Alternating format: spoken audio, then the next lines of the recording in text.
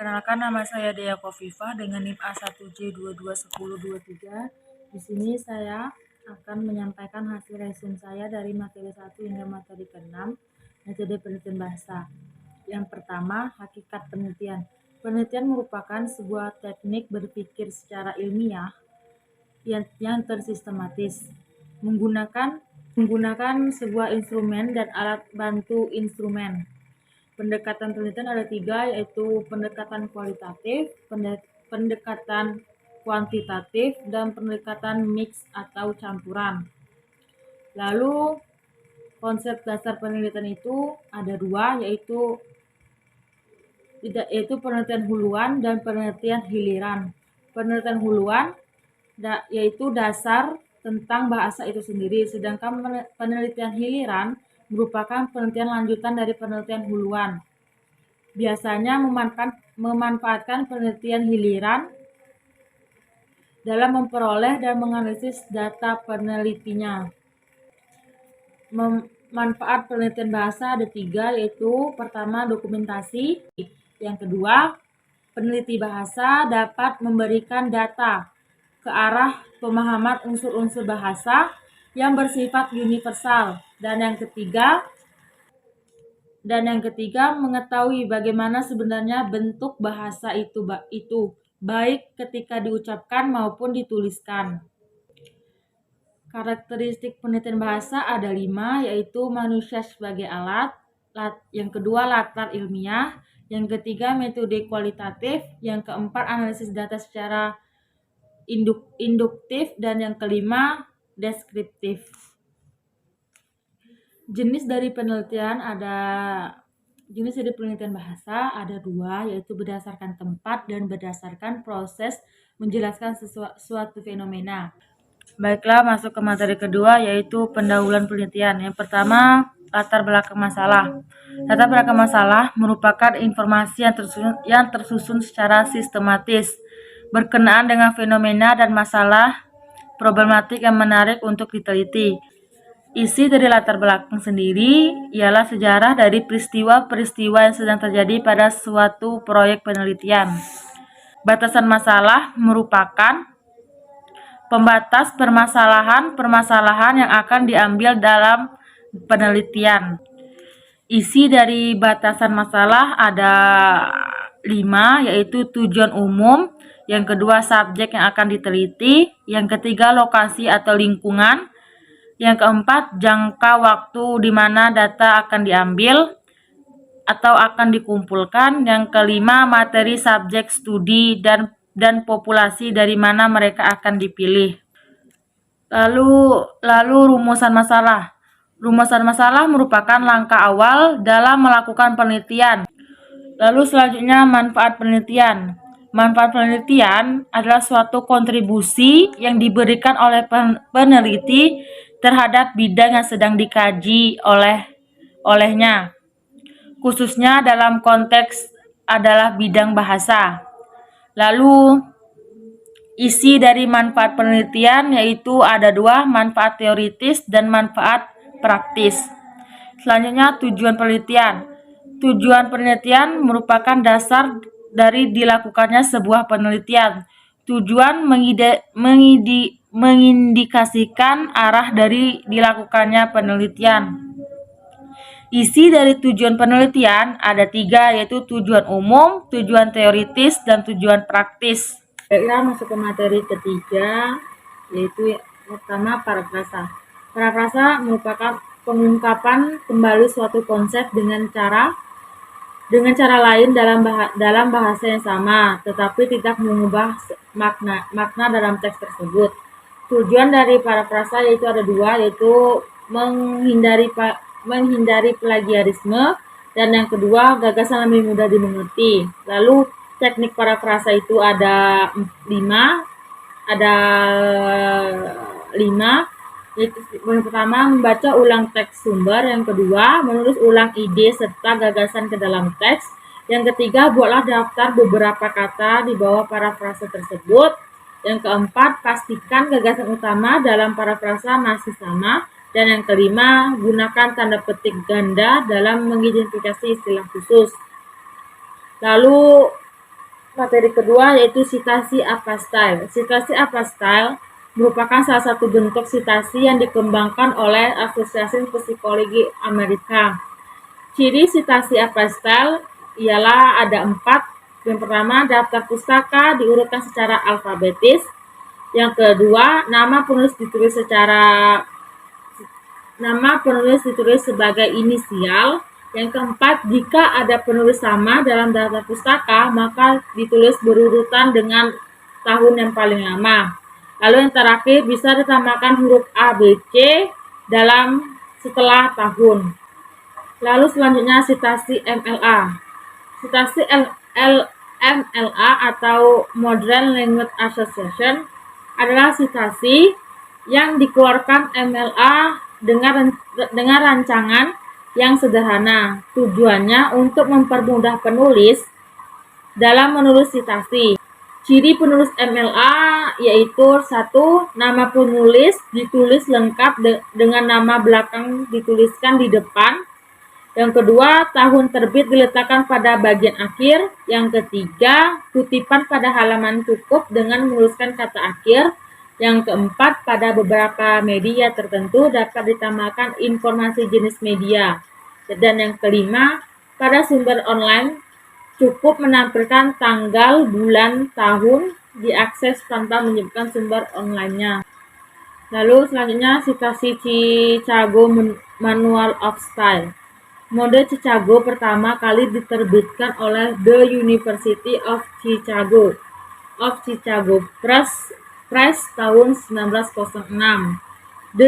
The Chicago Manual of Style menawarkan dua sistem bagi sumber kutipan, The Chicago Outdoor Gate dan Outdoor Gate System dan The Chicago Humanities Style.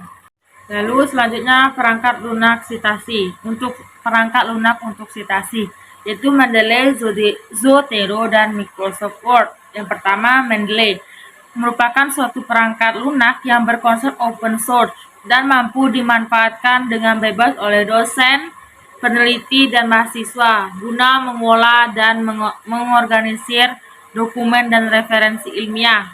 Lalu selanjutnya Microsoft Word merupakan fitur yang sering digunakan di Indonesia. Dari sisi fitur dan fasilitasnya, Microsoft sudah cukup lengkap untuk digunakan sebagai alat membantu menulis penelitian. Lalu selanjutnya Zotero merupakan salah satu perangkat lunak pengolah referensi yang bersifat open source atau terbuka dan dapat digunakan pada berbagai jenis sistem operasi yaitu Linux, Mac, dan Windows. Zotero dikembangkan oleh Roy Rosenzweig for History and New Media yang dapat mendeteksi isi pada sebuah laman web dan tersimpan sebagai database digital yang dapat digunakan untuk mencari referensi. Lalu materi selanjutnya itu kerangka berpikir. Dalam menulis kerangka berpikir ada 3 kerangka untuk menjelaskan, yaitu kerangka teoritis, kerangka konseptual, dan kerangka operasional. Yang pertama, kerangka berpikir. Yang pertama, kerangka teoritis. Kerangka teoritis adalah uraian yang menegaskan tentang teori apa yang dijadikan landasan.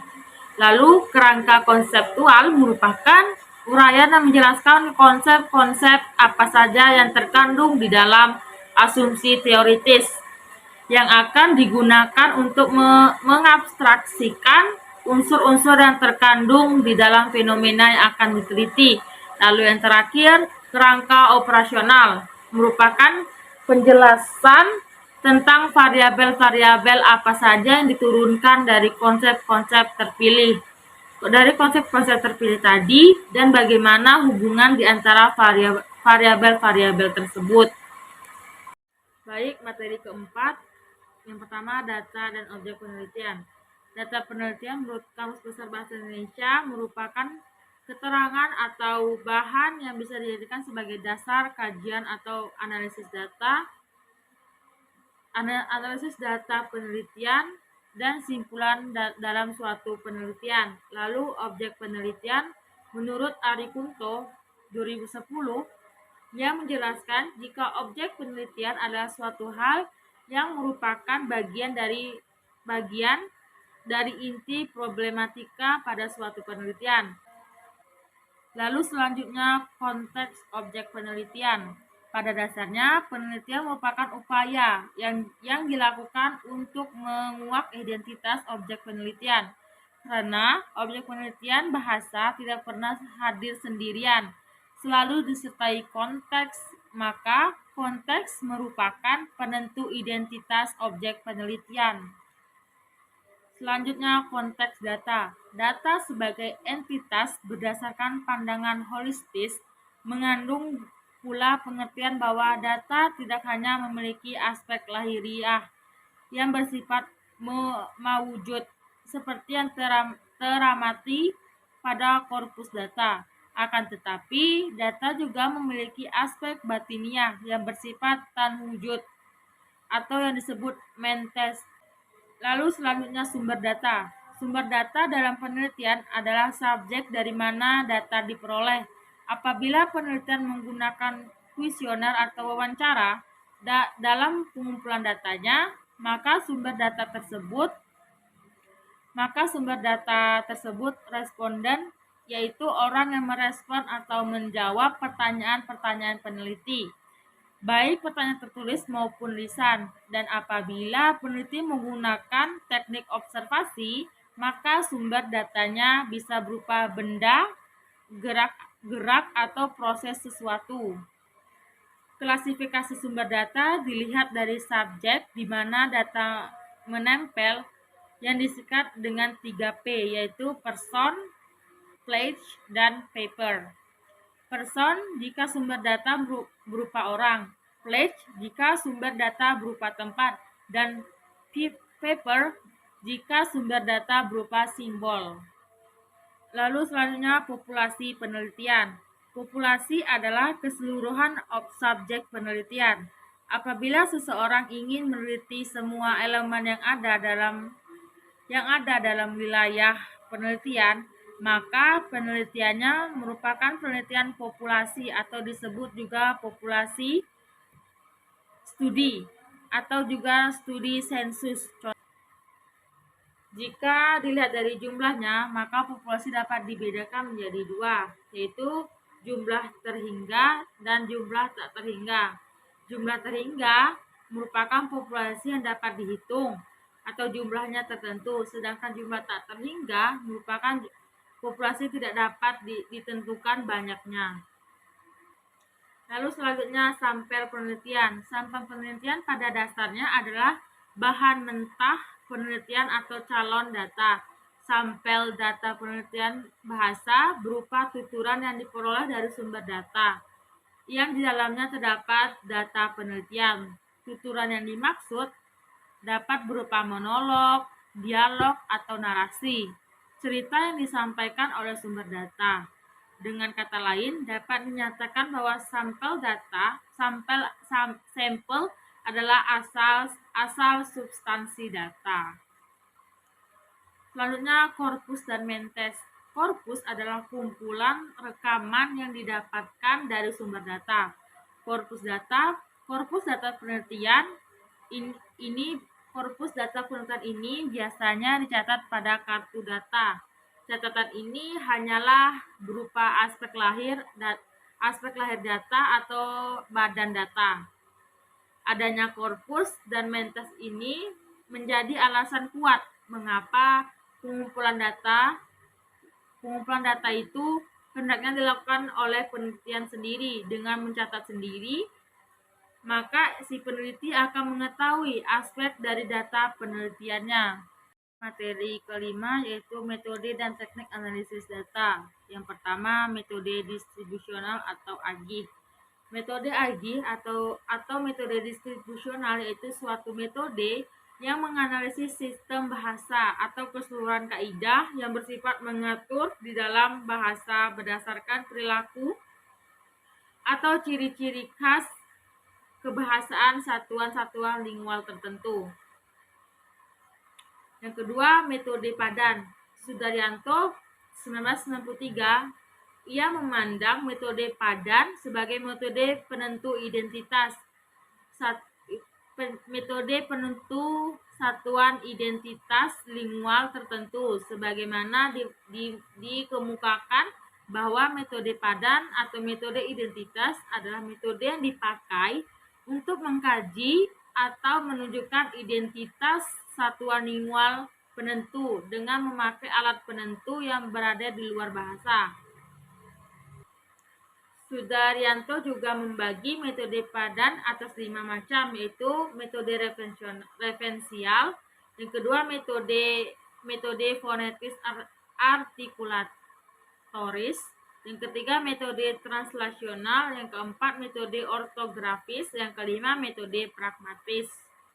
Lalu selanjutnya reduksi data. Reduksi data merupakan proses pemusatan perhatian pada penyederhanaan, pengabstrakan, dan transformasi data. Transformasi data kasar yang muncul dari catatan-catatan tertulis di lapangan. Reduksi data terbagi menjadi 4, yaitu meringkas data, mengkode, menelusur tema, dan membuat gugus. Lalu selanjutnya penyajian hasil analisis data. Pemaparan atau penyajian data merupakan langkah terakhir dalam sebuah penelitian. Data disajikan dalam bentuk deskriptif, yaitu disampaikan dengan jelas dan detail. Untuk memudahkan pemahaman, data bisa juga disajikan dalam bentuk tabel. Data disajikan dalam bentuk tesis harus disusun secara konsisten dan sistematis. Materi terakhir yaitu artikel. Analisis data dalam kajian fonologi atau morfologi atau sintaksis atau semantik atau pragmatik atau sosiolinguistik. Analisis data adalah suatu upaya dalam menguraikan suatu masalah, khususnya pada bidang studi linguistik, menjadi beberapa bagian hingga susunan atau tatanan tentang suatu masalah yang telah diurai tersebut terlihat jelas dan mudah ditangkap maknanya. Baik, materi ke-6 yaitu instrumen penelitian. Dalam penelitian bidang pendidikan, teknik pengumpulan data yang lazim adalah menggunakan instrumen. Instrumen penelitian dapat dikelompokkan menjadi 2, yaitu tes dan non-tes. Tes memiliki sifat mengatur, sedangkan non-tes memiliki sifat pengampun. Lalu informan bahasa. Informan ialah seseorang yang dijadikan bahan dalam mencari sumber penelitian atau jawaban atas pengamatan suatu penelitian. Syarat-syarat informan yaitu 1. Memiliki pengetahuan dan pengalaman yang relevan. Yang kedua, bersedia dan mampu memberikan informasi yang akurat. Yang ketiga, bersedia memberikan waktu dan energi. Yang keempat, tidak memiliki konflik kepentingan dan dapat mempengaruhi keobjektivitasan. Yang kelima, bersedia memberikan izin tertulis untuk diwawancarai. Yang keenam, jaminan kerahasiaan dan perlindungan terhadap identitas dan privasi informan, serta memberikan pilihan untuk keluar dari penelitian kapan saja. Lalu selanjutnya metode observasi atau SIMAK. Dikutip dari evaluasi pembelajaran, konsep dasar, prinsip, teknik, dan prosedur oleh Muhammad Ilyas Ismail, observasi adalah salah satu teknik pengumpulan data yang sifatnya lebih spesifik dan dibandingkan teknik lainnya. Jenis observasi ada 5, yaitu partisipan, non-partisipan, sistematik, non-sistematik, dan eksperimental. Lalu selanjutnya metode cakap atau wawancara. Wawancara adalah satu teknik pengumpulan data yang digunakan untuk memperoleh informasi dari seorang informan. Dalam menggunakan teknik wawancara, terdapat perbedaan pandangan yang harus dihargai, dan perbedaan pandangan tersebut kemudian dapat diolah menjadi data. Lalu selanjutnya kuesioner. Kuesioner adalah alat Alat peneliti yang memuat pertanyaan-pertanyaan dengan tujuan mendapatkan jawaban berupa informasi dari responden. Proses pengumpulan data menggunakan kuesioner lebih cepat daripada metode wawancara, karena peneliti tidak perlu hadir pada saat pengisi kuesioner dilakukan. Jenis-jenis kuesioner ada 4, yaitu kuesioner terbuka, tertutup, campuran, dan semi terbuka. Lalu selanjutnya transkripsi data. Transkripsi data merupakan proses mengubah data, audio, atau video ke dalam bentuk teks atau tulisan yang dapat dibaca dan dianalisis. Tujuan dari transkripsi data adalah untuk memperoleh data yang akurat dan dapat dipercaya agar analisis data dilakukan dapat menghasilkan temuan-temuan yang relevan dan dapat diandalkan. Lalu selanjutnya validasi data. Triangulasi adalah sebuah pendekatan data yang mensintesa berbagai data dari berbagai sumber. Menurut Institute of Global Tech yang tersedia secara online mengemukakan bahwa triangulasi mencari dengan cepat pengujian data yang sudah ada dalam memperkuat tafsir dan meningkatkan kebijakan serta program yang berbasis pada bukti yang telah tersedia. Ada 5 macam triangulasi, yaitu triangulasi sumber, waktu, teori, peneliti, dan juga metode. Baiklah, selanjutnya saya akan menjelaskan mengenai judul untuk proposal skripsi saya, yang mana judulnya itu penggunaan maksim kualitas dan maksim kuantitas serta pelanggaran maksim kuantitas pada YouTube channel Plus 26 Habib Jafar versus Boris Bokir, siapa yang menang. Alasan saya memilih judul ini karena dalam tuturan yang dilakukan oleh Habib Jafar dan Boris Bokir banyak ada penggunaan maksim kuantitas dan maksim kuantitas yang menarik untuk diteliti, dan juga pelanggaran maksim kuantitas yang dilakukan oleh Habib Jafar dan Boris Bokir ini. Metode yang saya gunakan yaitu metode deskriptif kualitatif dan analisis datanya. Penggunaan analisis datanya yaitu analisis melalui transkripsi, lalu simak dan catat. Lalu teori-teori pendukungnya diantaranya yaitu pragmatik yaitu studi yang mempelajari tentang makna yang disampaikan penutur dan ditafsirkan oleh pendengar. Lalu prinsip kerjasama yang dikeluarkan oleh Grace merupakan prinsip mengatur antar penutur dan lawan tutur dalam melakukan percakapan. Lalu pengertian maksim yaitu prinsip yang harus ditaati oleh peserta penutur dan mitra tutur dalam melakukan tuturan.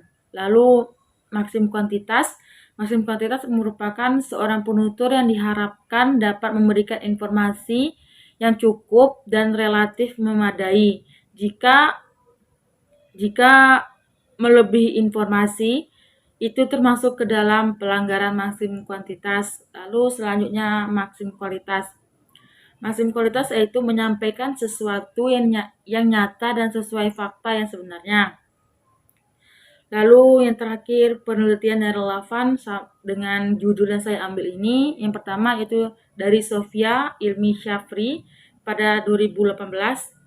Dalam penelitiannya ini yang berjudul penggunaan maksim kuantitas dan maksim kualitas dalam proses pembelajaran bahasa Indonesia siswa kelas 11 di SMPN 3 Wanomulyo. Penelitian ini menurut saya relevan sama judul yang saya ambil karena sama-sama menganalisis mengenai penggunaan maksim kuantitas dan maksim kualitas, tetapi bedanya pada penelitian oleh Sofia ini dia meneliti pada siswa kelas 11 SMP.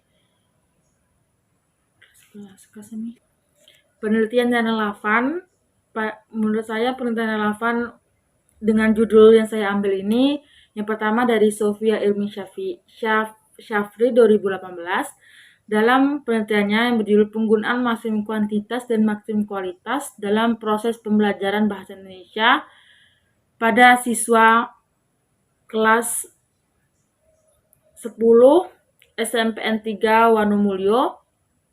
Penelitian ini menurut saya relevan dengan judul yang saya ambil karena sama-sama mempelajari mengenai penggunaan maksimum kuantitas dan maksimum kualitas. Tetapi bedanya pada penelitian Sofia ini dia mengambil objeknya yaitu siswa kelas 10, sedangkan objek saya yaitu pada YouTube channel Plus 26. Lalu selanjutnya yang saya ambil selanjutnya yaitu Khairul Soleh dalam penelitiannya yang berjudul pelanggaran maksimum kualitas dan maksimum kuantitas pada channel YouTube podcast Deddy Corbuzier, dan yang hampir sama yaitu Niswatin Nurul Hidayah pada 2018 dalam penelitiannya pelanggaran maksim dalam tuturan tokoh film radio Galau FM, sebuah kajian pragmatik. Kedua judul di atas ini sejalan dengan judul yang saya ambil, yaitu pelanggaran yang dilakukan oleh penutur dan juga mitra tutur. Jadi saya mengambil 3 judul di atas yang menurut saya relevan dengan judul yang saya ambil, yaitu penggunaan maksimum kualitas dan maksimum kuantitas serta pelanggaran maksimum kuantitas.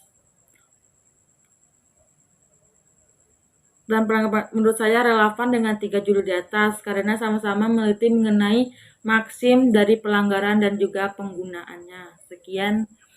Sekian hasil resum saya dari materi 1 hingga materi 6 dan penjelasan saya mengenai judul proposal skripsi saya. Saya akhiri, wabillahi taufik wal hidayah. Wassalamualaikum warahmatullahi wabarakatuh.